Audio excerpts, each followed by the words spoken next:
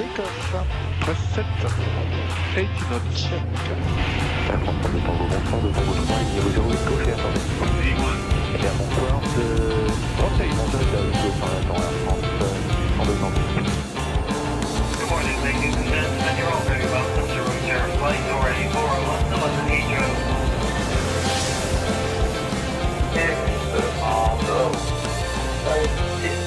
Siamo al completion,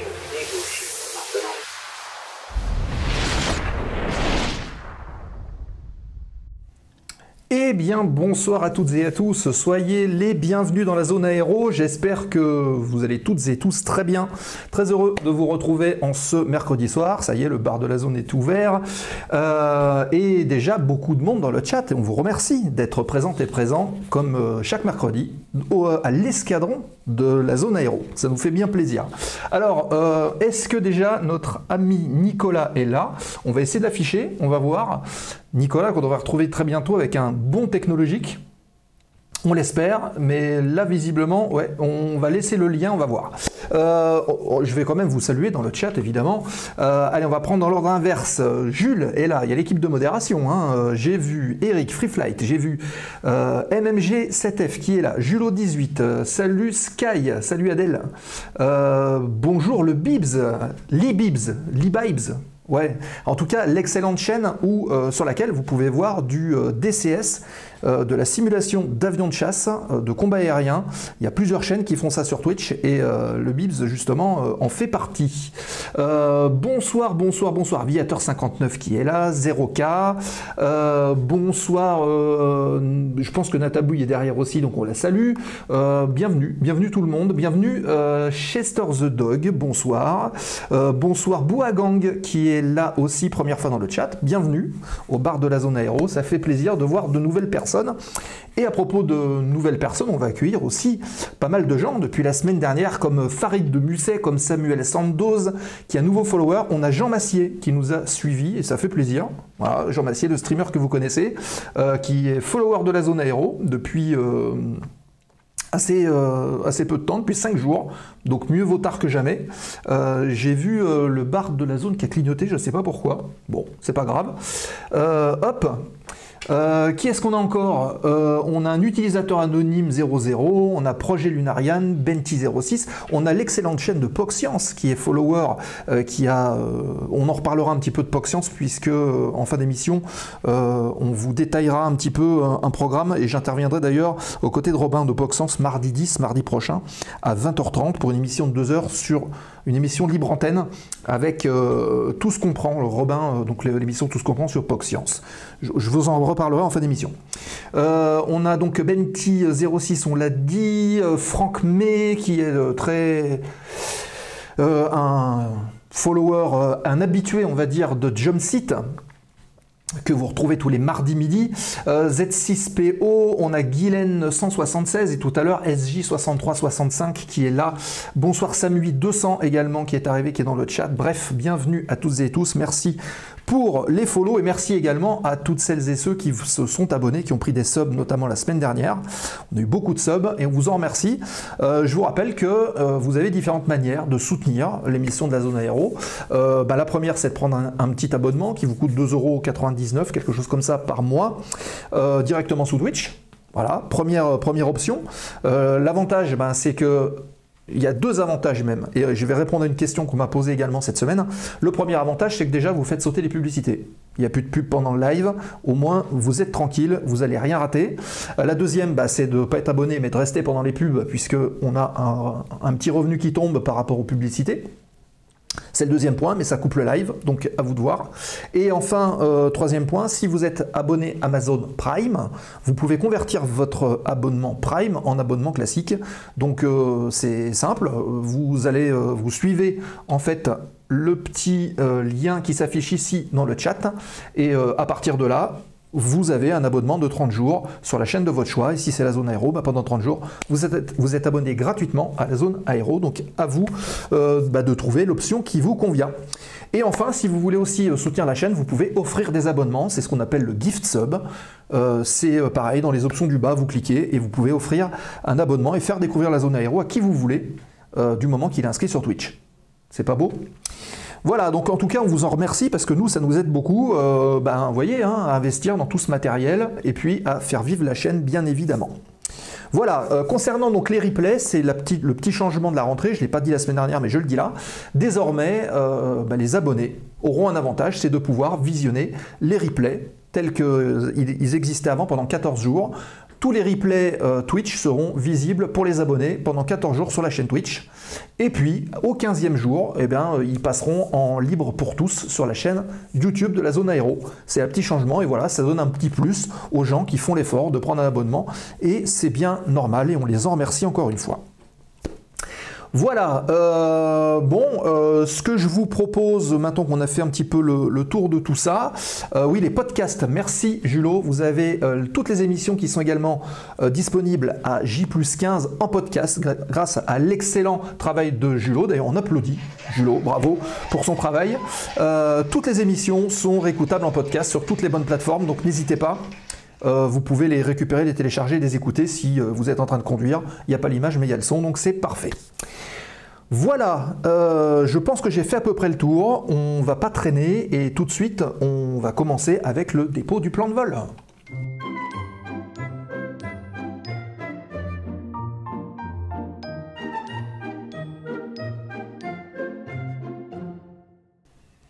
Et on est parti, on va l'afficher ici, le plan de vol de l'émission. Là, voilà, c'est la nouvelle checklist.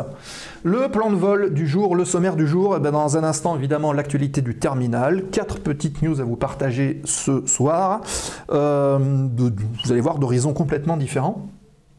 Puis, on rentrera dans le vif du sujet avec notre rubrique au sol et en vol. Elle porte bien son nom ce soir puisque nous avons le plaisir de recevoir Christophe qui sera avec nous tout à l'heure pour répondre à vos questions sur le contrôle, les opérations aériennes. On va refaire un point sur sa carrière, sa passion, le découvrir en tout cas pour celles et ceux qui ne le connaissent pas. Et puis, vous verrez que vous en apprendrez beaucoup sur ce qui se passe aussi au sol pendant qu'il y a des avions qui sont en l'air et qui sont en opération.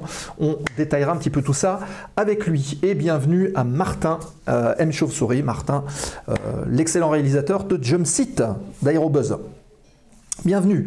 Donc voilà, c'est le programme de ce soir. Et puis en fin d'émission, remise de gaz, fort aux questions, les 5 minutes libre antenne pour vous, pour parler de tout ce que vous voulez et puis pour vous présenter le programme des émissions à venir. Voilà, donc pour la petite checklist, j'espère que le programme de ce soir vous plaira et je vous propose tout de suite de passer à la première partie de l'émission, la rubrique Actu. C'est parti, l'actualité du terminal.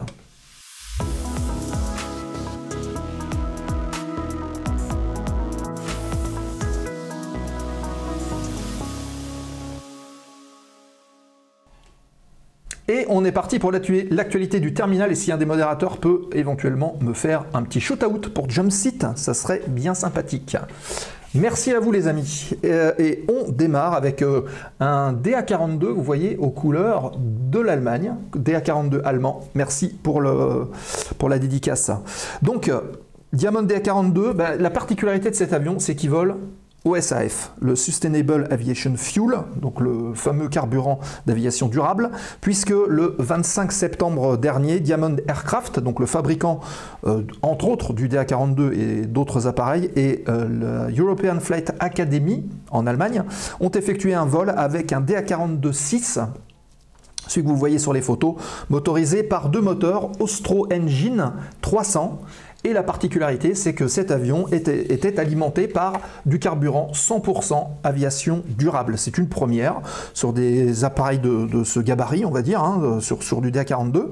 Après des tests qui avaient été menés, on en avait déjà parlé dans la zone aéro, sur un banc d'essai au mois d'avril 2023 par Diamond Aircraft et Austro Engine. Donc cet avion a fait son premier vol le 25 septembre dernier sous les couleurs de la Lufthansa Aviation Training, que vous voyez donc sur la photo.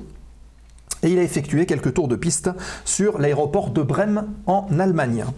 Alors les moteurs Austro Engine de l'avionneur autrichien étaient entièrement alimentés en carburant d'aviation durable et c'est la raison pour laquelle l'aéroport de Brême a été choisi pour effectuer ces tours de piste, tout simplement parce que c'est un des premiers en Allemagne à stocker, à ravitailler en SAF, donc c'est quelque part la boucle est bouclée.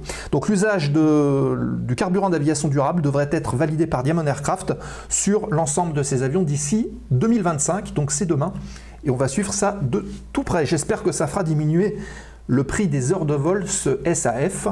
Après, c'est aussi la loi de l'offre et la demande. Le plus il y a de demande, le plus il y a d'offres, le plus les coûts baissent. Donc là, on est encore sur des phases de développement, ça coûte un peu cher, mais après, on peut penser qu'avec un process qui soit un peu plus automatisé, on puisse arriver à faire baisser les coûts en effet. Pour utiliser du SAF, il faut un moteur spécifique, il faut une adaptation en fait des moteurs existants. C'est pour ça que justement, il y a eu ces campagnes de tests. Voilà, voilà donc pour la première news, et on enchaîne avec, on va parler un petit peu avion de chasse, puisque vous avez un Rafale sur cette photo et la Croatie qui réceptionne son premier Rafale. On l'avait annoncé déjà, la vente de Rafale en service, enfin des anciens avions en service, des anciens Rafale en service en France qui ont été vendus à des pays alliés. La Croatie est le premier pays, on va dire, à réceptionner le premier de ces 12 avions, puisqu'ils en ont commandé 12, le 2 octobre sur la base aérienne 118 de Mont-de-Marsan. Vous vous souvenez, là où était basé Roots, le lieutenant-colonel Clément, qu'on avait reçu dans la zone aéro. Donc Zagreb avait signé l'acquisition de 12 chasseurs de chez Dassault en 2021. Et il s'agit de 10 avions monoplaces et de 2 biplaces qui proviennent de l'armée de l'air et de l'espace, des appareils qui sont au standard, l'ancien standard, puisque maintenant on est passé au standard F4, donc c'était le standard F3R. Ces avions ont été acquis par la Croatie dans le cadre d'un partenariat stratégique avec la France et viendront remplacer des anciens avions, des anciens MiG-21, de l'armée de l'air croate. Les appareils sont accompagnés d'un soutien logistique, évidemment, sous contrat, et un complément de rechange nécessaire pour une durée de 3 ans. Donc il y a un partenariat aussi commercial derrière tout ça.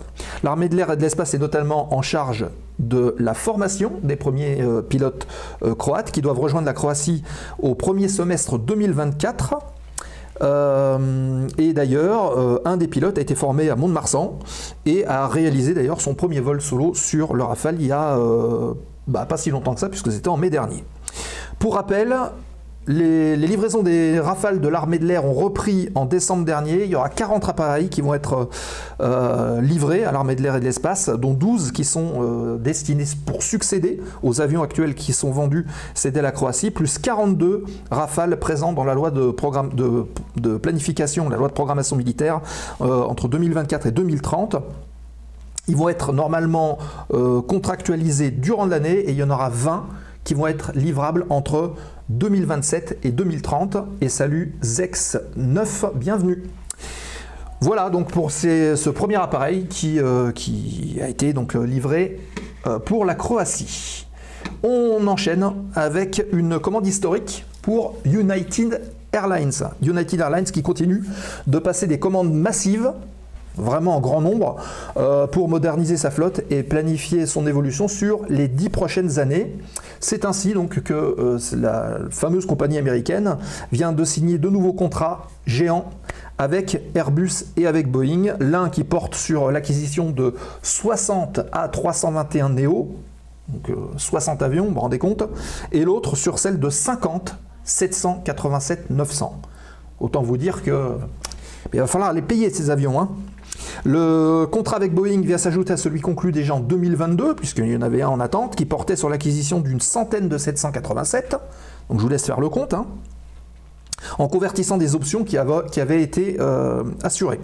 Les livraisons sont prévues entre 2028 et 2031, donc c'est pas encore pour demain, mais voilà, il faudra attendre un petit peu, évidemment le temps de lancer la fabrication. Au total, la compagnie calcule qu'elle va recevoir 800 avions neufs entre 2023 et 2032. 800, je ne sais pas si vous vous rendez compte un petit peu, c'est gigantesque. Elle attend notamment aussi 370 Boeing 737 MAX, avec tous les déboires de construction dont on a déjà parlé. En 2030, sa flotte devrait être par ailleurs composée à 75% d'appareils de nouvelle génération. C'est aussi pour ça que le volume de la commande est si important. Ils ont des appareils vieillissants et il faut les changer. Pour tout un tas de raisons, hein, des raisons de maintenance, mais aussi des raisons économiques. Hein, vous savez pourquoi, hein, l'argent c'est le nerf de la guerre. Et il y a aussi une notion de fauteuil disponible pour augmenter la fréquentation des vols. Le choix des modèles s'inscrit également dans une volonté d'augmenter les capacités d'emport, puisque à l'heure actuelle, les capacités d'emport moyennes sur les vols étaient de 104 fauteuils en 2019, et l'objectif pour United, c'est de passer à 40% plus, soit environ 145 sièges dès 2027. Donc on augmente les vols, on change les avions vont moins consommer, on augmente le nombre de personnes à bord, on devient plus rentable. C'est QFD. Et la boucle est bouclée. Voilà, et enfin, dernière petite news, et non des moindres, des élèves d'une école de pilotage qui appellent à l'aide le président de la République. Ça s'est passé il y a quelques jours à Agen, donc l'école PFT Aéro, Paris Flight Training, qui a été créée en 2021 à Agen, repris en fait sur les cendres de l'école Airways College, qui avait fait grand bruit dans le monde des écoles de pilotage. Et depuis le 11 juillet 2023, elle fait l'objet d'une procédure de redressement judiciaire.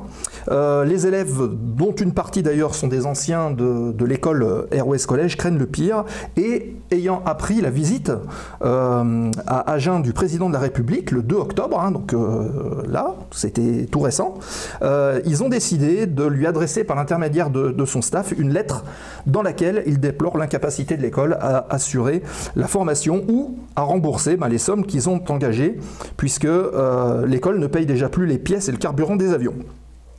Alors le préjudice annoncé donc dans cette fameuse lettre envoyée au président de la République s'élève de 80 000 à plus de 110 000 euros par élève. Pour la plupart d'entre nous, hein, donc je cite, hein, cette somme venait d'emprunts sur 10 ou 20 ans, d'économies empruntées à la famille ou même d'hypothèques de maison. Donc on en avait déjà parlé d'ailleurs avec Nico sur Jumpseat.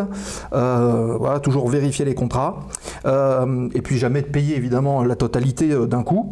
De plus, certains d'entre nous avaient déjà été confrontés à une situation similaire il y a 2 ans, effectivement, avec Airways College, et qui avaient dû payer 10 000 euros de plus pour terminer leur formation, ce qui n'est donc pas le cas aujourd'hui. C'est donc 189 élèves qui risquent de se retrouver sur le carreau. À noter que PFT avait aussi été financièrement aidé par l'État et les régions lors de la reprise d'Airways College. Et il y a eu un reportage ce jour qui a été fait par France 3 Aquitaine, qui a essayé de contacter la direction qui est aux abonnés absents. Voilà, donc des élèves d'une école de pilotage qui appellent au président de la République. C'est un peu unique, mais voilà, ça s'est fait cette semaine à Agen. Et d'ailleurs, c'est une photo d'Agen que vous avez sur l'image. Voilà pour l'actu du terminal. Cette histoire sent très mauvais. Bah oui, effectivement, ça sent très mauvais pour des élèves, 189 qui ont payé, vous vous rendez compte, entre 80 000 et 110 000 euros. Il faut rembourser les prêts, c'est un petit peu compliqué. Voilà, courage à eux, exactement. Voilà donc pour l'actualité du terminal de ce soir. On va directement passer à la suite des festivités, puisque on va recevoir dans quelques instants notre invité, Christophe, qui est déjà avec nous. C'est donc la séquence au sol et en vol, et on va parler ensemble ce soir d'opérations, de contrôle, d'opérations aériennes, et on retrouve tout de suite Christophe. C'est parti.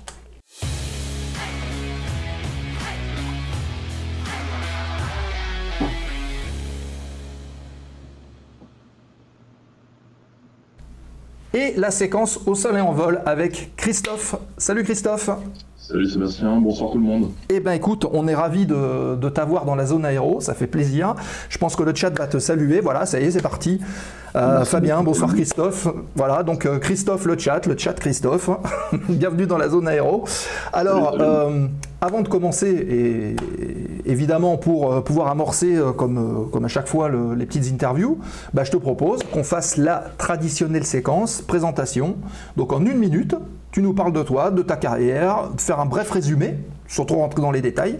Et puis au bout de 60 secondes, on démarre la séquence. Ça te va ? Très bien. Eh bien écoute, c'est parti, le chrono est lancé. Bien, bonsoir à toutes et à tous. Christophe, je suis rentré dans l'armée de l'air en 93. J'ai débuté par la surveillance aérienne, donc la première mission de la défense aérienne. Au bénéfice de la réussite du concours passerelle, je suis reparti à l'école du contrôle en 98. J'ai été formé contrôleur de circulation aérienne. Ensuite, j'ai fait 10 ans à la tour de contrôle d'Orange, puis 10 ans à la tour de contrôle de Salon, où j'ai évolué au fur et à mesure. En 2018, j'ai quitté l'institution militaire au bénéfice de la première mutuelle militaire française. Je suis conseiller mutuel aujourd'hui. Depuis 2019, j'ai re-signé de la réserve opérationnelle à la tour de contrôle d'Orange, où j'ai repris mes prérogatives d'adjudant-chef, de chef de car et de contrôleur. Quoi dire d'autre? Je fais de la direction des vols. J'appartiens à la direction des vols de la société Bleu Ciel Air Chaud depuis 10 ans maintenant. Et à part ça, j'ai également sévi en photo aéro au sol et en l'air.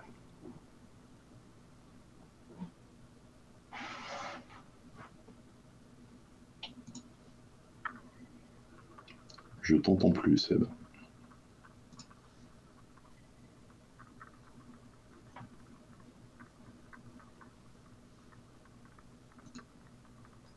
Il n'y a pas de son, Sébastien. Je ne sais pas si tu m'entends. Là, normalement, c'est bon. Ah, ouais, il y a le timer qui reste allumé. Donc, bah, écoute, merci pour ta présentation. On a tenu quasiment 1 minute. On sent l'organisation. Écoute, d'où t'es venu, ça va être ma première question, d'où t'es venu cette passion pour l'aviation et qu'est-ce qui t'a incité à faire ce métier-là? Moi, j'ai toujours été passionné d'aviation. J'ai pas salué Nico qui essaie de se connecter. Je sais que c'est un grand fan de maquettes. J'ai pas commencé par ça parce que j'avais pas la patience. Mais c'est vrai que depuis tout petit, le monde de l'aviation m'a toujours branché. Je me souviens entre autres de mon premier meeting sur la base de Colmar à l'époque, où les Américains étaient venus en masse, et c'est vraiment un souvenir qui me marque encore aujourd'hui. Ouais. Au sortir du bac, j'étais pas un prodige à l'école. Voilà, j'ai postulé dans l'armée de l'air qui m'a ouvert ses bras, et puis cette passion, elle a continué à s'alimenter au travers des différentes missions que j'ai pu faire dans cette partie défense aérienne, puis ça a été exacerbé avec la partie tour de contrôle parce que ça nous permet d'être au plus proche de cette activité aérienne. Ok, donc au départ, quand tu es rentré, tu avais déjà cette idée-là, fixe, bien arrêtée en tout cas, de devenir contrôleur, de travailler auprès des avions, plutôt que de dire, bah tiens, je rentre en tant que militaire et puis on verra après. La partie surveillance aérienne, pour être très franc avec toi, la partie surveillance aérienne, c'est pas quelque chose que j'avais envisagé. Et en 97, quand j'ai pu passer le concours qui m'a permis de changer de sous-spécialité du contrôle, hein, ça s'appelait comme ça à l'époque, j'ai évidemment sauté dessus et ça m'a permis d'arriver là où je voulais arriver 5 ans plus tôt, après cette phase défense aérienne. Ok, et donc tu n'as pas pu arriver au départ parce qu'il n'y avait pas de place ou pour quelle raison ? Parce que j'ai peut-être fait preuve de naïveté, hein, une mauvaise orientation au départ, un peu rapide, mais c'est pas pour autant que je regrette cette partie défense aérienne. Bien au contraire, ça m'a permis d'avoir ces différentes visions en fait, la partie DA pure, puis la partie circulation aérienne. Ok, très bien. Oui, parce qu'en fait, c'est dans 2 lieux différents. C'est pas du tout au même endroit que ça se passe. Ah oui, je te confirme. À Drakensbrunn, on travaillait dans un ouvrage de la ligne Maginot qui est planté à 100 mètres sous terre, dans une salle d'opération où on voit évidemment rien. Hein, et ensuite, Orange, le Soleil de Provence, puis Salon, le Soleil de Provence. Ok. Et du coup, tu es toujours en Provence ? Et je suis toujours en Provence. Eh ben voilà. Ok. Je rappelle évidemment dans le chat, si vous avez des questions, n'hésitez pas à les poser. Il n'y a aucune question bête. On nous les met de côté, on les voit passer évidemment, on les stocke et puis on revient dessus au fur et à mesure du débat. Donc n'hésitez pas à poser vos questions. Hein, on est aussi là pour vous. Allez-y, hein, c'est comme si vous étiez à côté du bar. Hein. Donc posez vos questions, n'hésitez pas. Alors, est-ce que, Christophe, tu peux déjà nous expliquer, parce qu'on a parlé un peu d'OSA, donc de surveillance aérienne, on a parlé de contrôle. Quelle est cette différence pour expliquer un peu aux gens qui ne savent pas ce que c'est ? Alors déjà la partie opérateur de surveillance aérienne aujourd'hui est une spécialité morte et enterrée dans l'armée de l'air et de l'espace. C'était une spécialité à proprement parler il y a quelques années en arrière. En fait, cette surveillance aérienne, c'est la première mission de la défense aérienne. C'est-à-dire que pour la schématiser, dans un volume de responsabilité, dans une grosse boîte à chaussures, Brackenbrown, typiquement, à l'époque, c'était une boîte à chaussures qui faisait 500 km de côté. La mission de la défense aérienne, c'est d'identifier et de classifier tous les avions, enfin tous les aéronefs, pardon, qui évoluent dans cette boîte. Et toute la défense aérienne repose sur cette première mission.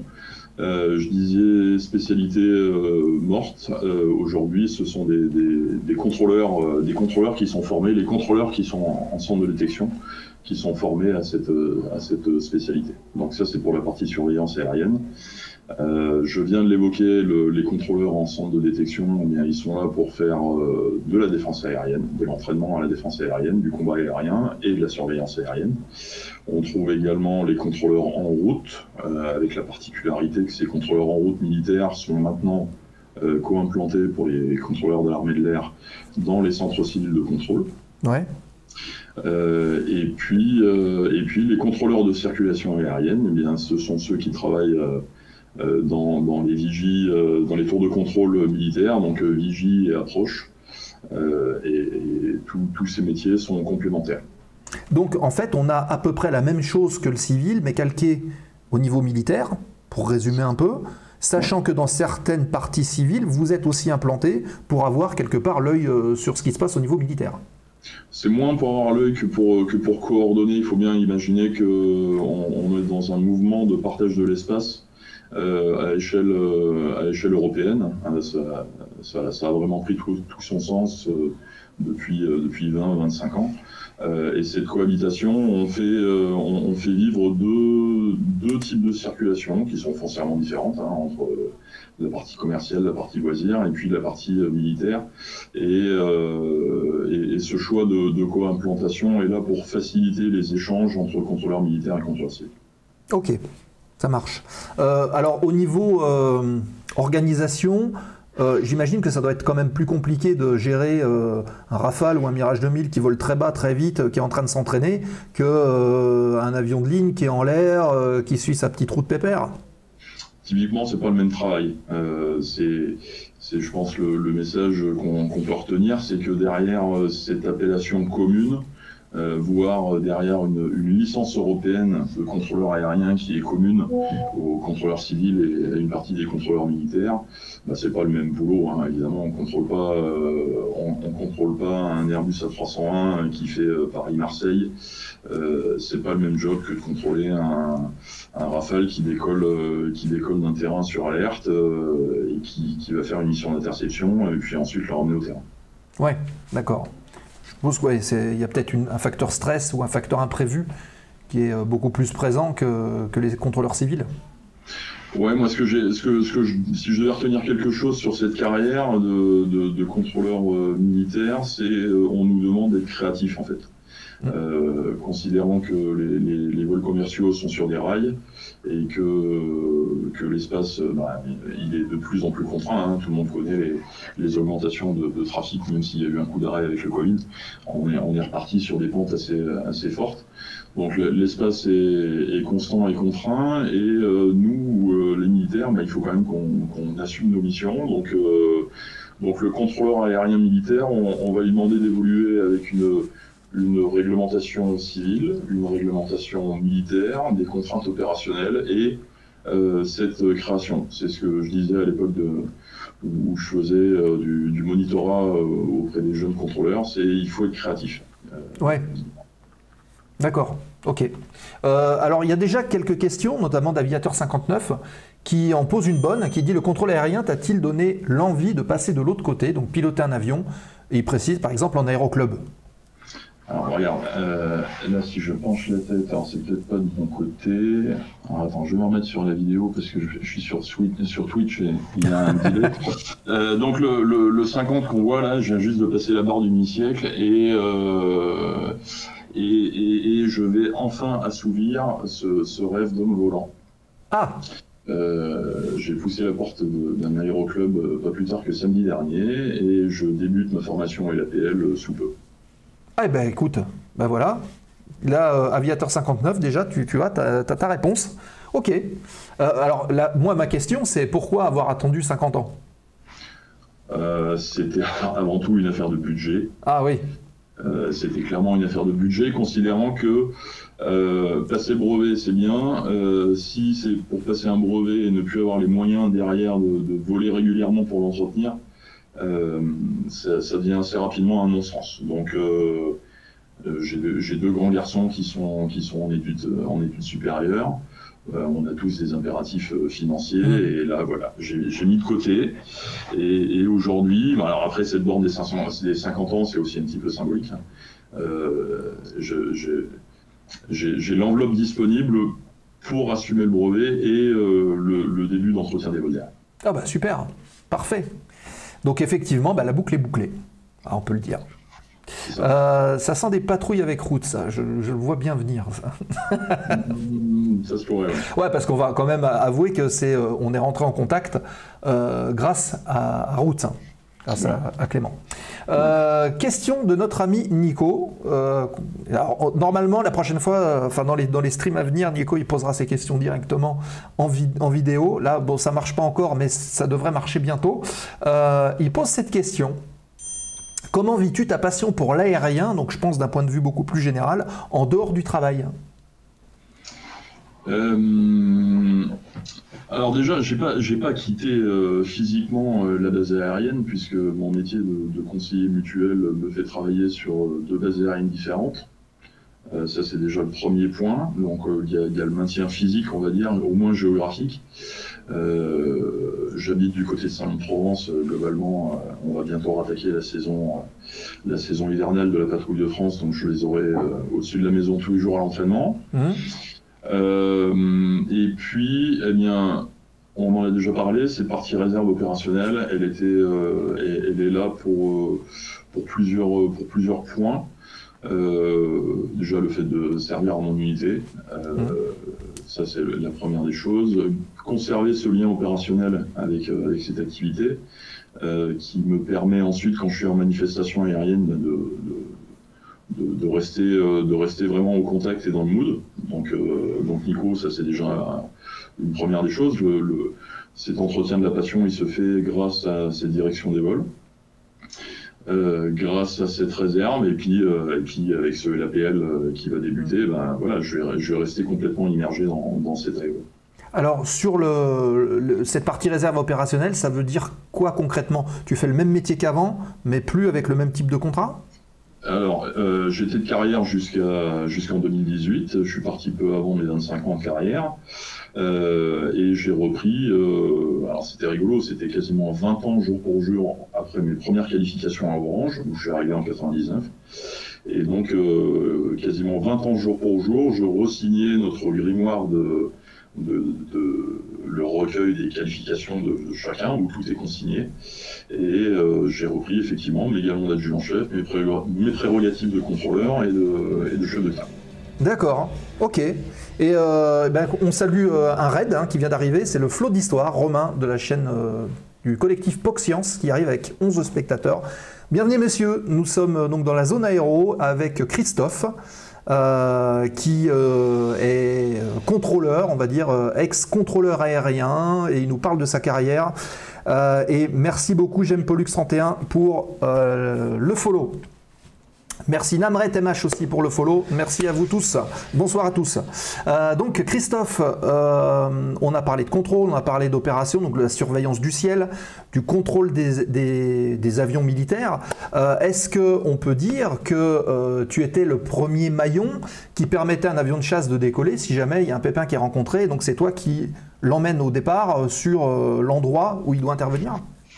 Sur la partie opération aérienne, oui, on peut considérer que la tour de contrôle, que ce soit la vigie ou l'approche, c'est le premier maillon. Maintenant, dans cet ensemble, le premier maillon, c'est, j'ai envie de dire, la mécanique. Les mécanos qui sont au pied de l'avion, qui sautent sur l'avion quand la sirène déclenche. qui aide le pilote à se grêler. Et ensuite, effectivement, une fois que la mise en route est effectuée, premier contact avec la tour pour avoir les éléments terrain, les éléments météo, et quelques minutes plus tard, le chasseur est en l'air. Donc oui, à ce titre-là, au titre de la partie contrôle aérien, on est premier maillon. Oui. Et alors, il se passe combien de temps, par exemple? Admettons, voilà, il y a une menace qui est détectée entre le moment où la menace est détectée et le moment où l'avion doit intervenir. Il se passe combien de temps? C'est variable, c'est à la main du centre des opérations aériennes, le centre national qui est à Lyon-Montverdun. Hein. On voit régulièrement des reportages sur cette organisation de la défense aérienne. On saute pas systématiquement sur tous les aéronefs non identifiés tout de suite dans la seconde. Hein. Il y a toute une phase de recherche d'informations. C'est ce que je faisais il y a 30 ans en arrière, hein, la partie surveillance aérienne, où par des moyens dits passifs, on va aller chercher les informations à travers des plans de vol, à travers des appels téléphoniques auprès des organismes de contrôle, où on va chercher à savoir quel est cet aéronef, et puis ensuite, le CNOA peut décider de faire décoller ce qu'on appelle la police du ciel, hein, que ce soit le chasseur ou l'hélico. Et nous, après, on a des contrats, entre guillemets, de temps de départ, entre le moment où la machine est scramblée et le moment où elle est airborne. En journée, on est aux alentours de 7 minutes, et de nuit, c'est un petit peu plus que ça. Ouais, parce qu'on imagine que peut-être les pilotes ou les mécaniciens sont en train de dormir, donc il faut qu'ils se réveillent, voilà, que tout le monde reprenne un peu ses esprits, hein, et puisse déclencher comme il faut, quoi.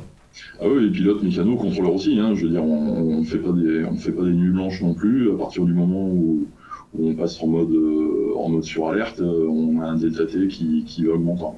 Ouais.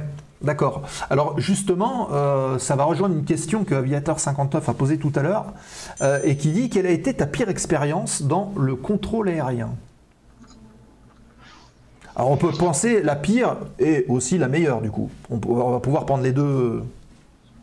La pire expérience,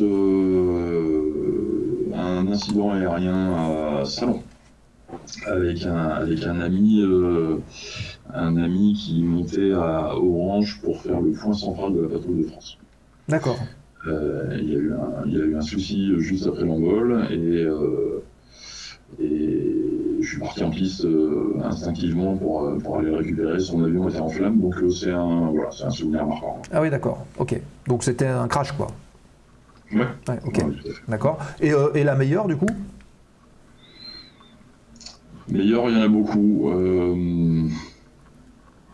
Il y en a beaucoup sur la durée. Hein. Je te dis, moi, je ne regarde pas du tout cette partie surveillance aérienne, même si c'est pas la voie la plus classique pour arriver à contrôleur de circulation.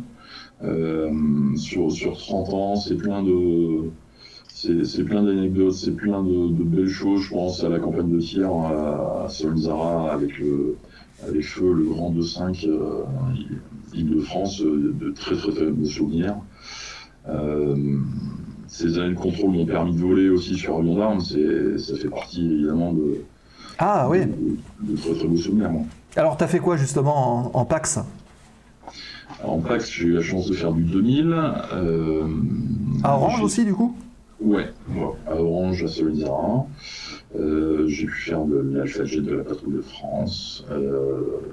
Qu'est-ce que j'ai fait d'autre en jet un peu connexe et un peu particulier? J'ai pu faire du Hunter biplace. Sympa. Donc là, on sort de la partie armée de l'air. Et c'est ce qui fait aussi un petit peu la particularité de ce métier de contrôleur aérien militaire, c'est qu'on a des opportunités de faire des choses qu'un contrôleur civil ne fera jamais de sa vie. Ouais. Alors justement, c'est aussi une manière, et ça peut donner des idées à ceux qui se disent « bah moi je suis pas forcément fait pour être pilote de chasse », bah voilà, de faire ces métiers-là, parce qu'en faisant ces métiers-là, on a des passerelles, alors pas forcément de pilote, mais au moins pour pouvoir voler de temps en temps sur ce type d'avion. Ouais, tout à fait.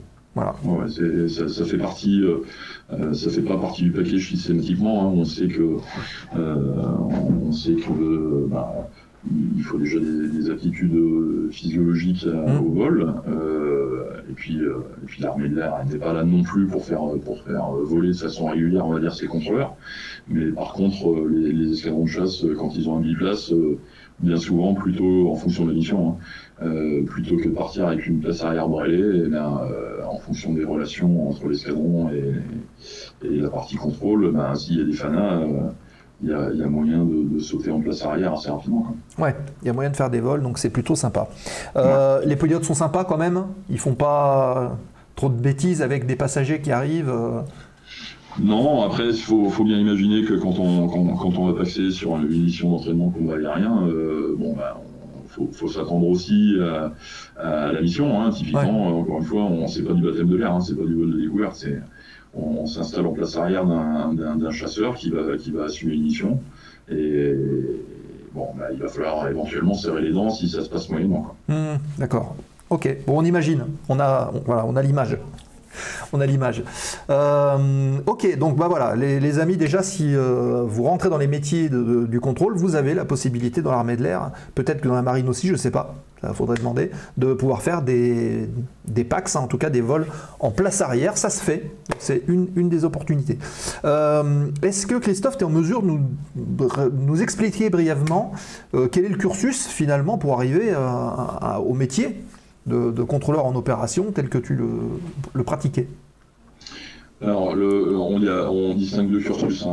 Il y a le cursus sous-officier et le cursus officier. Le cursus sous-officier, globalement, c'est un cursus standard d'accession à la carrière de sous-officier dans l'armée de l'air, donc il faut être titulaire d'un bac. La partie recrutement va chercher en particulier des personnes qui sont déjà recadrées au niveau anglais. Retaillé au niveau anglais parce que on en a parlé tout à l'heure, on est soumis à la licence européenne de contrôle qui impose un niveau d'anglais assez carré au départ. Donc quelqu'un qui a un bac plutôt scientifique, mais pas que, et qui a déjà des dispositions en anglais, qui veut faire du contrôle aérien, il a déjà coché pas mal de cases. Et puis ensuite, c'est une formation qui est assumée sur la base aérienne 118 de Mont-de-Marsan, au CIBLA, au Centre d'instruction du contrôle et de la défense aérienne. J'ai pas révisé les cursus, mais ça doit toujours être aux alentours de 8-9 mois, où il va y avoir une partie théorique, une partie réglementaire, une partie pratique sur simulateur, où on va t'apprendre le métier de contrôleur, soit défense aérienne, soit circulation aérienne, en fonction de la spécialité qui t'a été définie. Et puis, au sortir de cette formation initiale, tu es affecté en unité, et on disait que un contrôleur civil, un contrôleur militaire, même s'ils portent tous les deux le titre de contrôleur, c'est pas le même métier, c'est pareil. En fonction de l'affectation sur une base chasse, sur une base transport, sur une base école. Tout le monde va contrôler, mais les missions sont différentes, donc les façons de contrôler vont être différentes. Donc au sortir de l'école, on va débuter une phase d'instruction où spécification du terrain, spécification des missions, de la flotte, manière de contrôler. Et puis au fur et à mesure, on va te monter en compétence jusqu'au moment où les instructeurs vont estimer que tu fais la maille, et donc tu vas passer, c'est comme en civil, pour les personnes qui se qualifient sur machine, on va considérer qu'à un instant tu es apte à remplir la mission sur les postes définis, avec les charges de travail définies, et puis tu es lâché opérationnel. Et puis derrière, tu continues à évoluer. D'accord, ok. Ouais, donc il y a des contrôles réguliers quand même qui sont faits au fur et à mesure de l'avancement. Ok, très bien. Il y a une question, question de Samui 200. C'est la même formation et travail en général sur porte-avions. Ah, c'est difficile de répondre, à moins que tu aies la réponse. Alors, ce que je peux te dire, Samu, c'est que les contrôleurs aériens de l'aéronaval ne sont pas formés avec nous au CIDA sur la base aérienne de Mont-de-Marsan, alors que les contrôleurs de la LAT, eux, sont formés avec nous. C'est un choix de la marine. Je sais qu'à l'époque, il les formait à l'ENAC. Je ne sais pas aujourd'hui où sont formés les contrôleurs de la navale. Après, dans les méthodes de travail, c'est quand même des méthodes qui sont particulières au porte-avions, même si l'idée maîtresse de toute façon du contrôle, à savoir ordonner, accélérer le trafic et éviter que ça se rentre dedans, que ça soit à terre sur une piste ou sur un porte-avions, les concepts restent les mêmes à appliquer, évidemment. Ouais, c'est la sécurité en prime abord. Bien sûr. Ouais. Alors justement, toi qui as travaillé à la fois sur Salon-de-Provence, où on sait, donc on a parlé de la patrouille de France, mais on sait aussi que c'est une base école. Ouais. Il y a beaucoup de formations initiales d'officiers qui se font là-bas. Et la base d'Orange, où il y avait la permanence opérationnelle, où il y avait aussi l'escadron qui faisait de la transformation sur Mirage 2000. Le travail, tu parlais de diversité du travail, ce travail est vraiment différent d'une base à l'autre? Oui, vraiment. On va même aller plus loin, c'est que quand je suis arrivé en 99 à Orange, on avait le 1-5 Vendée qui était un pur escadron d'avions bleus monoplace. Eux, leur mission c'était défense aérienne. Et puis on avait le 2-5 Île-de-France qui était là pour la transfo sur 2000. Alors qu'ils faisaient également un petit peu de défense aérienne, mais eux, leur mission, c'était vraiment de qualifier les jeunes pilotes qui avaient été affectés sur Mirage 2000, et puis transformer les pilotes qui venaient d'autres machines et qui allaient passer sur 2000. Et là, déjà, entre ces deux escadrons, il y avait vraiment deux façons de contrôler différentes, parce que les missions n'étaient pas les mêmes, tout simplement. J'ai souvenir que le 1-5, quand il décollait, globalement, ça montait tout droit pour monter en zone de combat. Leur mission, c'était entraînement combat aérien. Une demi-heure après, ils redescendaient des zones et on les perçait au plus rapide pour les poser, c'était terminé. Ça, c'était le travail pour un escadron qui fait du combat aérien. La transfo, elle, typiquement, les jeunes pilotes, ils sont là pour apprendre à voler sur 2000, donc c'est du travail approche, c'est du travail de vol sans visibilité, de travail radar. Donc déjà au sein d'une même base, sur deux escadrons différents, on a deux façons de contrôler qui sont différentes, de missions qui sont différentes. D'accord. Ensuite, effectivement, si on fait le comparo entre Orange, Mirage 2000, défense aérienne et puis Salon de Provence, tu l'as dit, toutes les phases, tous les pilotes de l'armée de l'air débutent en vol de début sur la base de Salon, sur Cirrus, voire même sur planeur, ils débutent par le planeur avant de passer sur Cirrus. Et là, le job est encore différent, le vecteur est différent, donc la façon de contrôler est différente. Sur la base d'Orléans, A400M, base transport, c'est pareil. Il y a vraiment des façons de contrôler, des missions qui sont différentes d'une base à l'autre. Mais pourtant, la formation de base est la même. Alors après, c'est une spécialisation qui est faite in situ? Oui, tout à fait. La formation est la même. Quand je dis que la façon de contrôler est différente, non. On travaille bien toujours de la même façon, toujours sur la même façon, sur un même foncier. Et puis après, on s'adapte en fonction de la mission et de la flotte. Ouais, d'accord. Ok. Déjà, on y voit un peu plus clair sur la forme. Est-ce que tu as rencontré, alors soit en surveillance, soit pendant le contrôle ou à l'occasion de ta carrière, des petites anecdotes ou des petites choses qui se sont passées un peu hors du commun? On a eu d'ailleurs des pilotes, des anciens pilotes de chasse qui nous ont dit qu'ils avaient vu des choses des fois un peu bizarres, qu'ils avaient pu rencontrer à l'occasion de vol ou rencontrer des anecdotes. Est-ce que ça a été ton cas? Alors sur des phénomènes qui pourraient être appelés inexpliqués, non. Malgré quelques heures passées à la vigie en vol Orange à l'époque, rien de particulier. Après, des tranches de vie, mais là on sort de ta question. Des ovnis, Nico, il insiste. Ouais, donc tu dis des tranches de vie, c'est-à-dire? Des épisodes un petit peu particuliers, des trucs qui parfois doivent se dérouler nominalement, et puis c'est la loi de l'aéro, le souci technique juste après l'envol, un 24 décembre pour une mission d'interception, voilà, ce genre de choses. Ah, d'accord.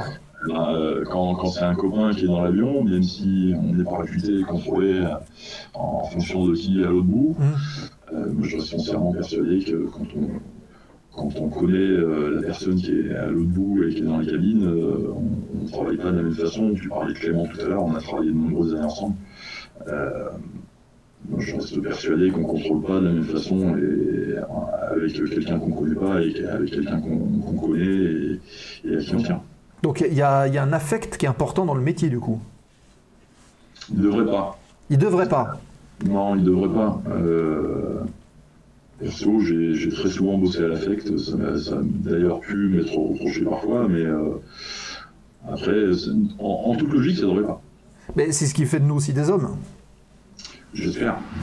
Bah oui. Ouais. Donc ça peut se comprendre. En tout cas, c'est vrai que quand on a une voix connue, quand on est dans le même secteur aérien et qu'on connaît les personnes, c'est vrai que c'est aussi rassurant quand on est dans une situation un peu délicate dans l'avion. Donc ceci peut aussi expliquer cela. Là-dessus, j'ai une anecdote qui me fait sourire quand on l'a pas fait rentrer en 2017 de sa tournée aux États-Unis.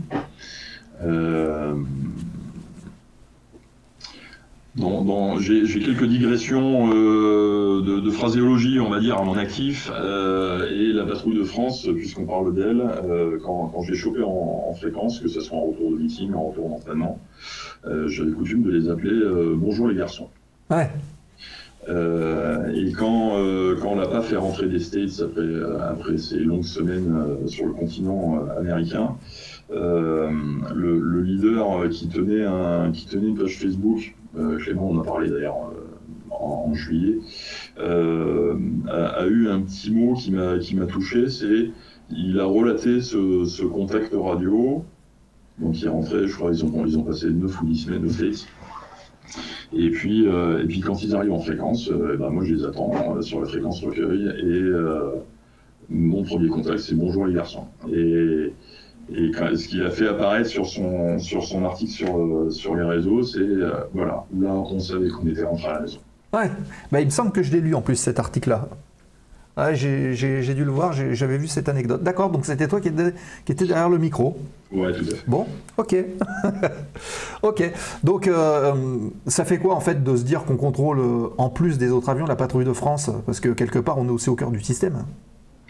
On est au cœur du système, même si ça reste une mission particulière avec c'est ce qu'on disait tout à l'heure, hein, c'est que la patrouille de France en soi, c'est une mission particulière, dans le sens où on ne peut pas contrôler un bloc de 8 avions comme un chasseur ou comme un Airbus A320. Les missions ne sont pas les mêmes, l'implication humaine n'est pas la même non plus, hein, évidemment. Donc c'est mission particulière. Moi j'ai eu la chance de travailler avec eux un petit peu de loin pendant 10 ans à Orange, puisqu'ils pendant toute la période hivernale ils viennent s'entraîner à l'est d'Orange, vertical le terrain de Plan de Dieu. Et puis en ops en dur pendant 10 ans à Salon. Ça m'a permis de faire des rencontres humaines riches avec les équipes qui se sont succédées. On a beaucoup travaillé ensemble, en particulier sur la mise à plat des procédures de travail justement entre la patrouille de France et la tour de contrôle. Et c'est très enrichissant. Alors, rajoute à ça la partie manifestation aérienne qui me permettait de les côtoyer. Alors quand je dis ils, on sort de la PAF, hein, les ambassadeurs, les présentateurs. L'équipe de Voltige, que je salue du reste. Ça permet aussi d'avoir un autre rapport, un autre œil, un autre prisme sur l'aéro et l'aéromilitaire. Oui, d'accord. Ok. Alors, en termes de métier, puisque là on parle de contrôleurs qui sont affectés sur une base réelle, mais il faut aussi imaginer, je pense que ces mêmes contrôleurs peuvent aussi, peut-être sur des hydrata ou pas, partir en théâtre d'opération, aller à droite et à gauche, là où en tout cas il y a des besoins, et aller travailler quelque part en situation de guerre. Bien sûr, il ne faut pas le perdre de vue. Je regardais avant l'émission, je regardais le replay de Roots qui rappelait que notre métier c'est quand même d'être militaire. La finalité du contrôleur aérien, à l'instar du pilote de chasse, c'est être déployé s'il le faut, que ce soit aux quatre coins du monde, que ce soit en Afrique, que ce soit en Europe centrale, que ce soit... voilà, s'il y a besoin de mettre en place un théâtre, on fera appel à des contrôleurs qui vont mettre en place un système pour faire tourner une plateforme aéronautique. Donc effectivement, notre métier, c'est ça. Ok. Et toi, tu as eu l'occasion de partir justement faire ce genre de choses? Moi, j'ai fait 3 faux départs. 3 faux départs? Ouais, j'ai fait 3 faux départs. D'accord. Ok. Et tu étais prêt psychologiquement? Si on t'avait dit, bon, bah, c'est un vrai départ? Oui, parce que c'est quelque chose que je voulais faire. L'histoire ne s'est pas déroulée, mais pas forcément de regret. En 95, c'était pour aller aux Zaïre. Manifestement, les personnes qui y sont allées sont revenues marquées à vie, donc ça, je regrette pas. Après, il y avait Skopje pour support de ce qui se passait en Yougoslavie. Ça, c'est la situation familiale a fait que. Et quelques temps plus tard, c'était Djibouti, et pareil, la situation familiale a modifié les plans. D'accord. Ok. Bonjour à Oncle Fernand qui vient d'arriver dans le chat et on nous dit qu'il y a un écho. Alors pourquoi il y a un écho? Écho en retour. Il n'y a pas de raison qu'il y ait un écho. Bon, on va voir si ça continue ou pas. Ok, je rappelle au chat que si vous avez des questions, posez-les, c'est maintenant. Christophe est avec nous, il nous fait le plaisir d'être l'invité de la zone aéro encore pendant une petite demi-heure, là, entre 20 et 30 minutes. Si vous avez des questions, posez-les maintenant sur le métier, et on va aborder aussi la fameuse partie directeur des vols, de meeting, voir en quelle mesure tu interviens et puis qu'est-ce que tu proposes. Donc n'hésitez pas, le chat est ouvert, on relaie les questions, on essaie de répondre à un maximum de questions qui sont posées. Donc, le fait de travailler avec les ambassadeurs de l'armée de l'air, on en parlait, les équipes de présentation, la patrouille de France, l'équipe de voltige, est-ce que c'est ça qui t'a ouvert la voie de la direction de vol en meeting aérien? Ou est-ce que c'est plutôt la partie contrôle? Au tout début, alors comme dit, moi je fais partie de la direction des vols de la société Bleu Ciel Air Show. On est une société, on est la seule société pro en France qui crée de l'événementiel aérien. Cette direction des vols, on est un groupe, aujourd'hui on est 7 dedans, on est tous passés à un moment ou à un autre dans le moule militaire. Ouais. Que ça soit, on a des anciens contrôleurs, on a des anciens pilotes qui font partie de cette direction des vols. Et au départ, je rentre chez Bleu Ciel en tant que photographe. Ok. Donc rien à voir, parce que je faisais de la photo aéro. Et puis sur une manip en 2013 où j'étais là pour faire de la photo, il y a eu besoin d'un ce qu'on appelle un starter, donc un directeur des vols déployé sur le terrain, alors que le meeting se passait en front de mer. Et puis c'est parti de là.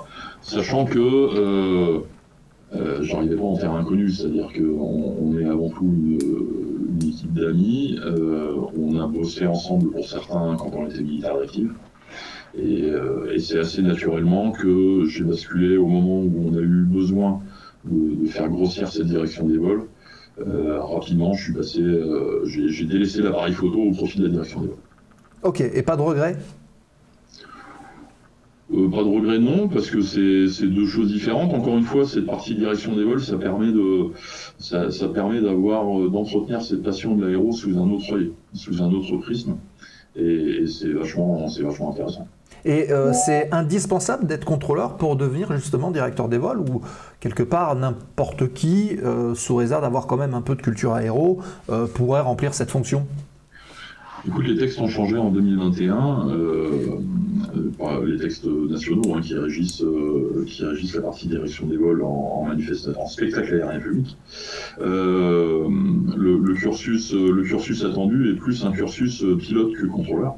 Même si l'un n'empêche pas l'autre, la preuve c'est qu'il y a des directeurs des vols qui sont contrôleurs aériens.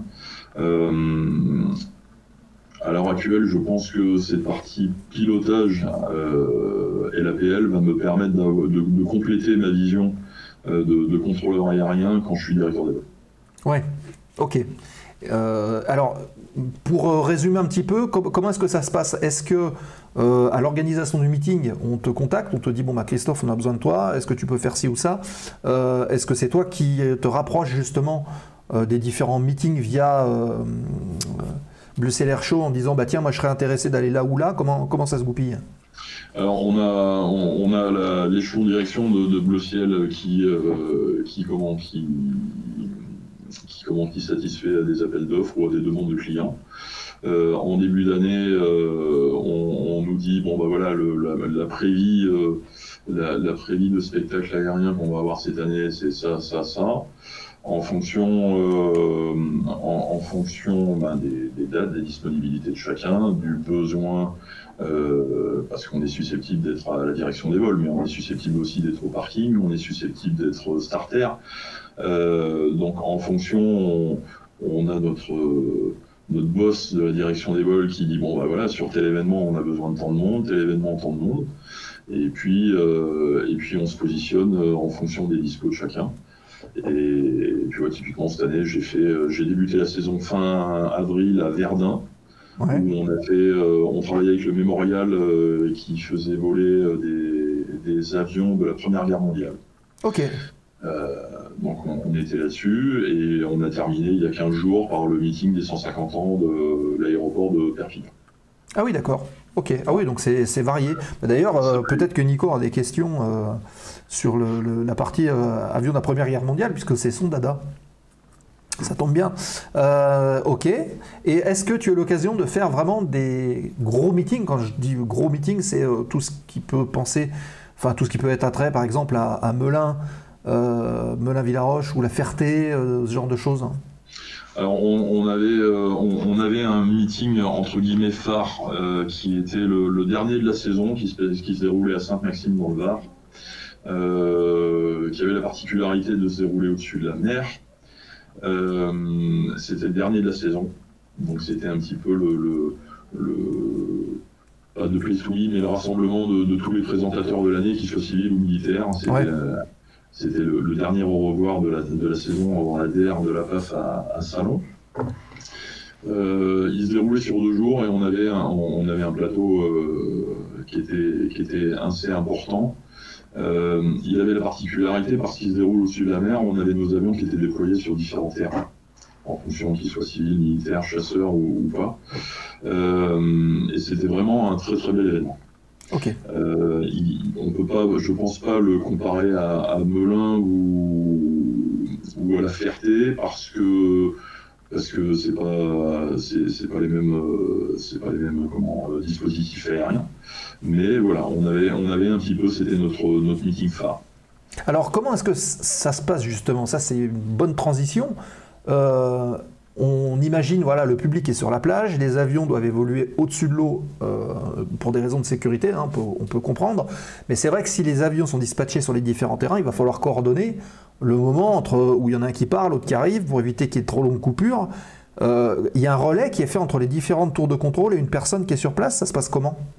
Je t'évoquais le rôle du starter tout à l'heure. Typiquement, il est là pour ça. C'est-à-dire que nous, on travaille comme ça. On a, pour les implantations déployées, on a quelqu'un au sol de la direction des vols qui va être l'intermédiaire entre la direction des vols de la main stage, on va dire, et puis la partie backstage sur le ou les terrains déployés. Typiquement, l'année dernière, les Sables d'Olonne, le meeting se passe sur le remblai des Sables d'Olonne. On a fait 140 000 personnes, il me semble. C'était énorme de monde. Et nos avions étaient positionnés à La Roche-sur-Yon et sur le terrain des Sables. À titre perso, j'étais sur le terrain des Sables, j'avais plutôt les légers, hein, donc les voltigeurs. On avait un ULM avec des oies, on avait les parachutistes de Vendée Évasion. Et notre job, c'est de faire l'interface, de faire le lien entre la direction des vols qui a établi une programmation des vols. Donc, ça va répondre aussi à ta question, c'est que le directeur des vols établit une programmation en minimisant au maximum, en tous les cas on travaille comme ça, en minimisant au maximum les temps morts, Ce qui implique déjà qu'on travaille tous, direction des vols et présentateurs, au même tempo, évidemment. Et puis si ça prend du retard ou si ça prend de l'avance, le starter est là justement pour véhiculer l'information dans les deux sens.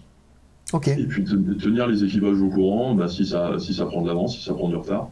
Et à l'inverse, prévenir la direction des vols s'il y a une casse machine, s'il y a un pépin. Voilà, c'est avant tout, et comme d'habitude, j'ai envie de dire, du travail de la communication. D'accord. Et c'est déjà arrivé qu'il y ait de gros décalages, un avion qui, je sais pas, parte pas pour des raisons mécaniques. Comment on réagit? C'est l'aéro. On essaye de se garder un peu de mou. Il y a différentes solutions. Rallonger un petit peu une présentation sur un avion en fonction du pétrole restant.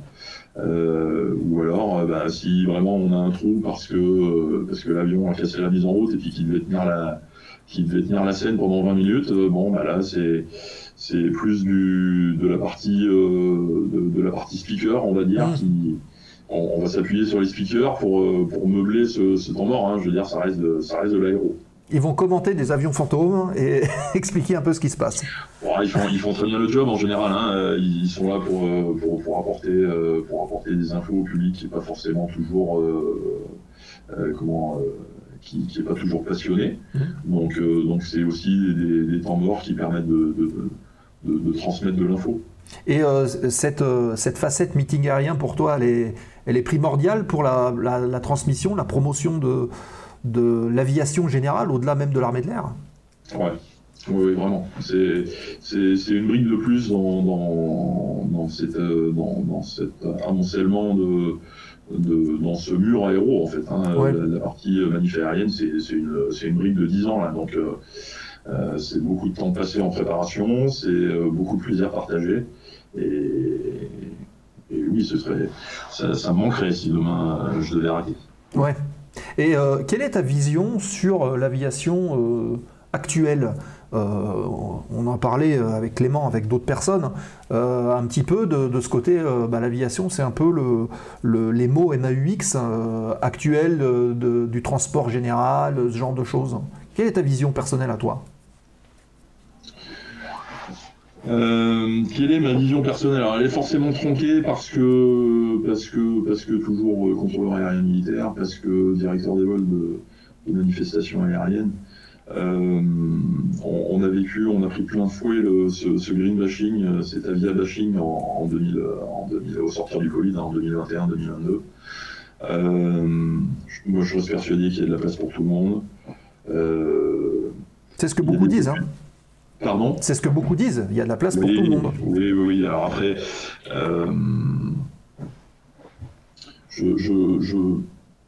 un des bienfaits et aussi un des travers des réseaux aujourd'hui, cette capacité de communiquer, c'est que des personnes qu'on entendait peu ou pas parce qu'elles n'avaient pas de moyens de communication, parce qu'elles n'avaient pas de moyens de se faire entendre, aujourd'hui on se porte-voix des réseaux. Il y a quand même des études qui ont été faites parce que on accusait les organisateurs de manifestations aériennes d'être des pollueurs, globalement, puisque l'aviation pollue, ok, d'accord. Donc il y a des études qui ont été faites qui ont prouvé qu'au final, une manifestation aérienne, un spectacle aérien public, n'est pas plus polluant qu'un match de foot. Ouais.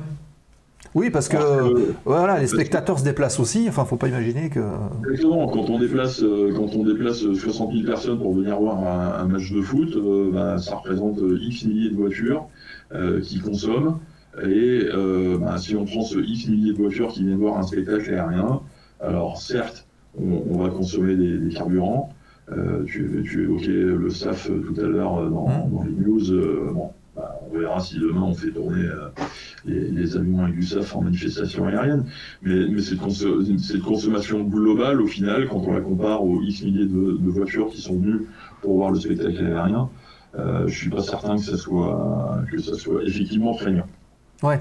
Et d'ailleurs, c'est vrai que tu prenais l'exemple du football ou d'autres sports où il y a aussi des équipes qui se déplacent en avion et ça les arrange bien d'ailleurs, ce qui évite des trajets trop longs en bus et ce genre de choses. Donc quelque part, tout le monde, j'allais dire, retrouve ses petits. Ouais, à titre perso, je pense qu'il y a quand même beaucoup de polémiques, bien souvent politiciennes derrière tout ça.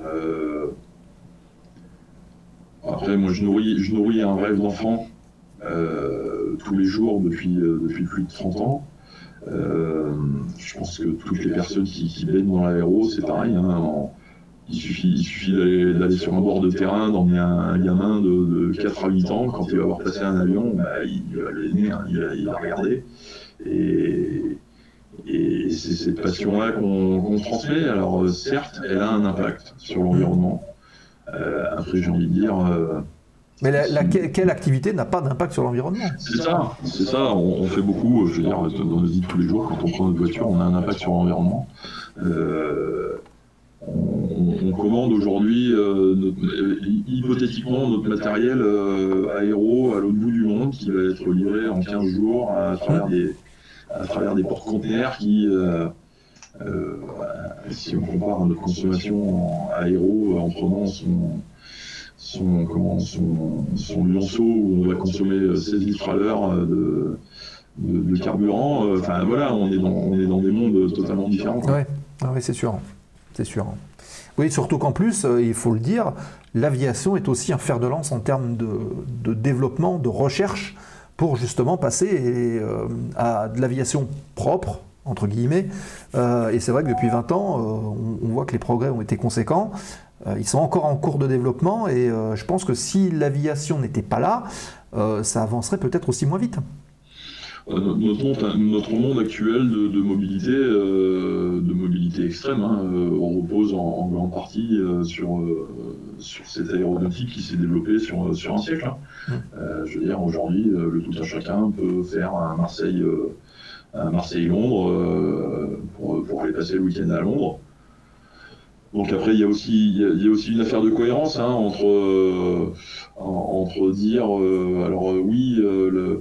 c'est une activité qui peut avoir un impact sur l'environnement, bien sûr, mais dans le même temps, on a envie d'aller découvrir des contrées lointaines sans passer une journée sur l'autre. Oui, c'est ça. Et puis pour remettre à la limite la casquette de promotion des différentes armées, pas que de l'armée d'ailleurs, c'est qu'il y a aussi besoin de militaires, il y a besoin de pilotes, il y a besoin de contrôleurs, il y a besoin de tout ce personnel pour garantir la sécurité de l'espace aérien français, garantie de l'État, et il faut aller les chercher, il faut leur provoquer cette vocation. C'est aussi quelque part le job que tu t'es fixé à un moment donné. Bien sûr. On nous demande, on demande aux gens d'active, même aux réservistes à la limite, d'être les premiers ambassadeurs de nos armes, de l'armée de l'air et de l'espace en particulier, pour générer ces vocations. Et tu l'as évoqué, il faut entretenir, quand les vieux comme moi partent à la retraite, il faut combler par le bas. Donc oui, il faut... Encore une fois, c'est ce qu'on disait tout à l'heure, on reste militaire, c'est notre mission première en tant que contrôleur aérien militaire, c'est d'assumer des missions militaires en terrain déployé, bien heureusement, mais ça reste notre première des missions, donc il faut pas perdre de vue cet aspect-là. Ouais. Ok, donc après c'est vrai que l'aspect vocation ça dépend aussi un peu des gens et il y a des gens qui ont la fibre, d'autres qui l'ont moins. Toi c'était aussi ça et je pense que ça se voit à travers de ta carrière, au travers de tes occupations aussi en meeting, de transmettre ces choses-là, de le partager avec plein d'autres. C'est aussi peut-être une des raisons pour lesquelles tu es là ce soir avec nous. Ah ben oui, c'est tout à fait ça qui justifie ma présence ce soir. On a une particularité dans les armées, c'est que dès l'instant qu'on est qualifié sur un poste, en particulier en contrôle, très rapidement, dans un délai de 6 mois derrière, on peut devenir instructeur sur ce poste-là. C'est-à-dire que on passe le niveau. On poursuit sur les niveaux à côté, mais du coup on devient formateur et on nous demande de transmettre à ceux qui arrivent derrière. Et c'est enrichissant, c'est vraiment très très enrichissant. Et ce côté d'instructeur, est-ce que tu te vois, alors là on va se reporter loin, mais admettons, Tu passes ton LAPL, tu passes ton PPL. Est-ce que tu te vois un jour être instructeur avion? Là, ça me paraît tellement loin, si tu veux, que je ne vais pas me positionner. Je vais pas me positionner, d'autant que mon instructeur est un ami. Il a X milliers d'heures de vol sur deux types d'avions, dont chasseurs. Si tu veux, je n'imagine pas, même dans un délai de 15 ans ou 20 ans, avoir un pourcentage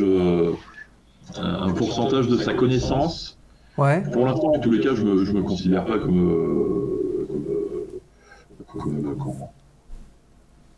je cherche le mot, comme pas valable, mais il faut être légitime. Donc, est-ce que dans 15 ans d'ici, j'aurai une légitimité?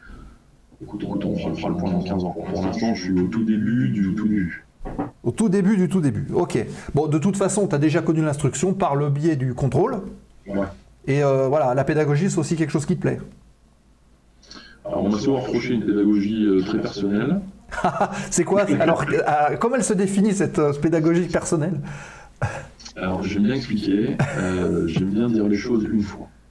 J'aime bien expliquer une fois. Alors, c'est pas pour autant que si c'est pas compris, je le ferai pas plusieurs fois. Mais assez rapidement, je vais être plus directif. Je ne suis pas forcément le plus fin des pédagogues, on va dire. Ah, pourtant la pédagogie, c'est la science de la répétition. Exactement. Eh oui, oui.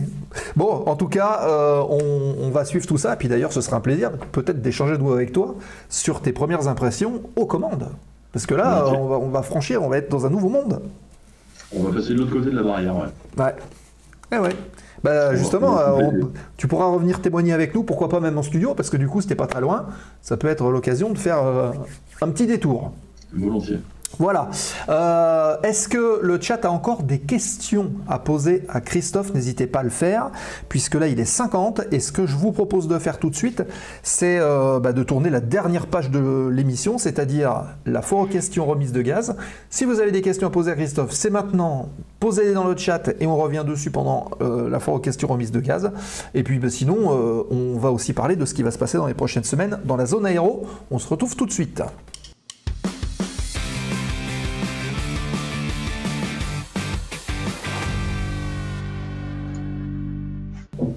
Foire aux questions remises de gaz avec les nouveaux jingles que vous avez pu découvrir déjà la semaine dernière de cette nouvelle édition de la zone aéro. Alors, est-ce que vous avez encore des questions à poser à Christophe?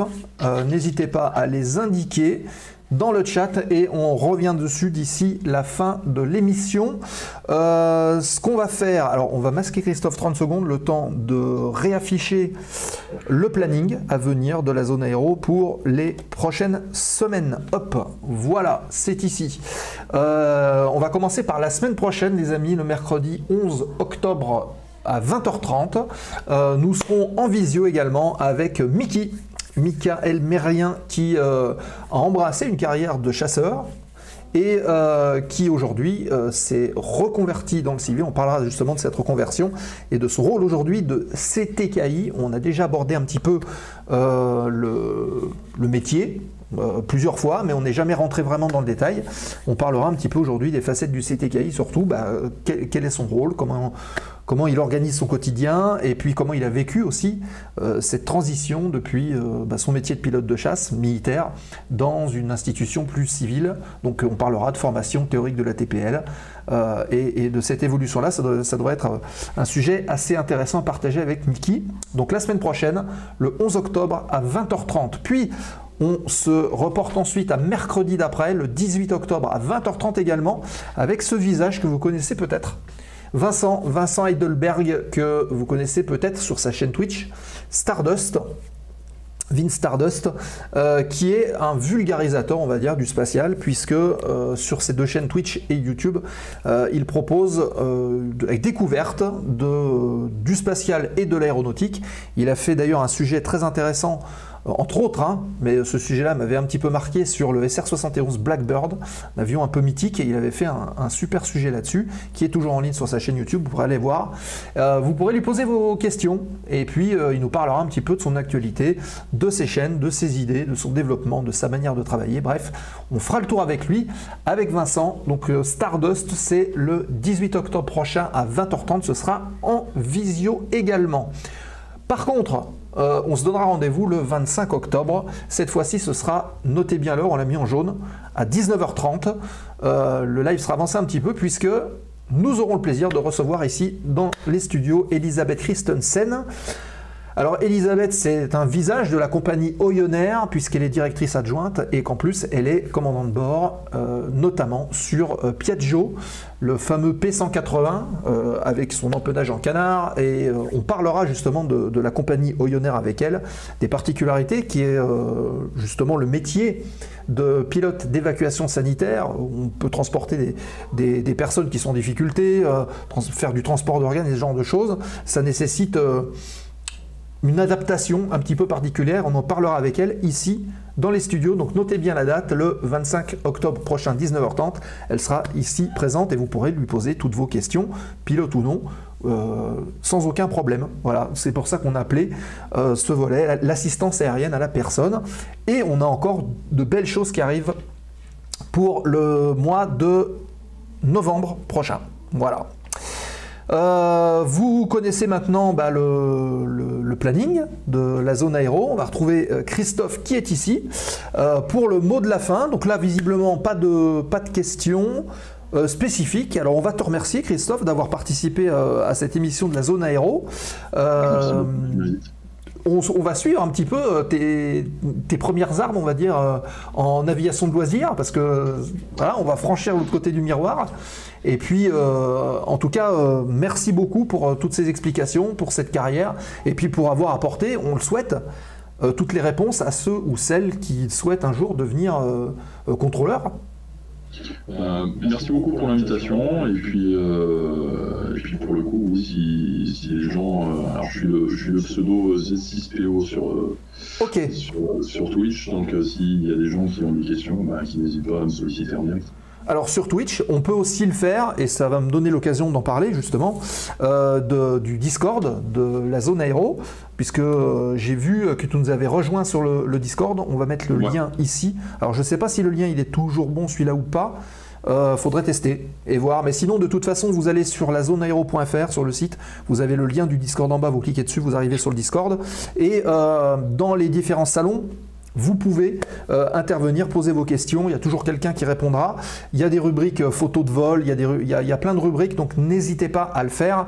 Et salut Track, de la communauté de la simulation qui est là. Salut Track, j'espère que tu vas bien.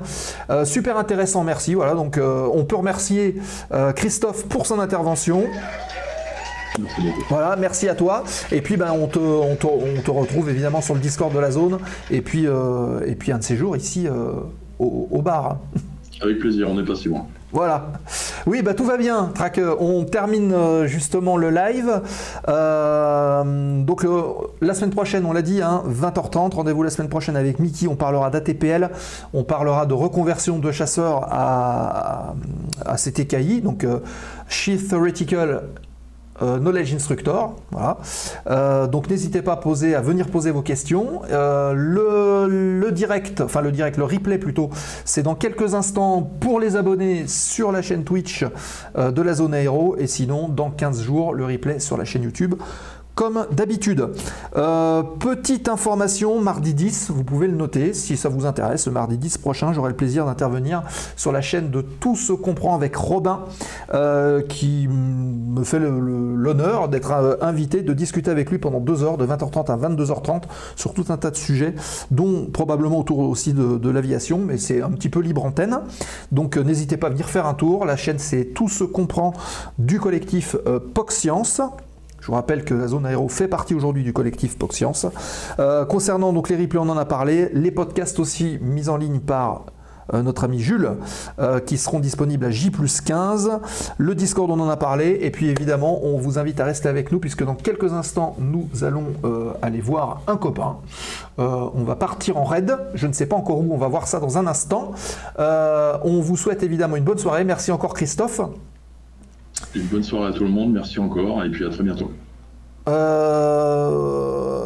Oui, bah, au plaisir de te retrouver Christophe et Julot, bah oui d'accord, il n'y a pas de problème, je te laisse lancer le raid, restez avec nous pendant le raid, on bascule, et puis derrière, bah, écoutez, n'hésitez pas à envoyer plein d'avions sur la chaîne chez qui on arrive, là on compte sur vous, parce que c'est comme ça qu'on fait voir la zone aéro, donc n'hésitez pas, vous spammez le chat de petits avions, et puis on se donne rendez-vous la semaine prochaine à 20h30 dans la zone. Merci Christophe, merci à toutes et tous, fly safe pour ceux qui volent, et rendez-vous la semaine prochaine. Ciao, bye bye, et à tout de suite chez Samuel Etienne dans un instant. Ciao.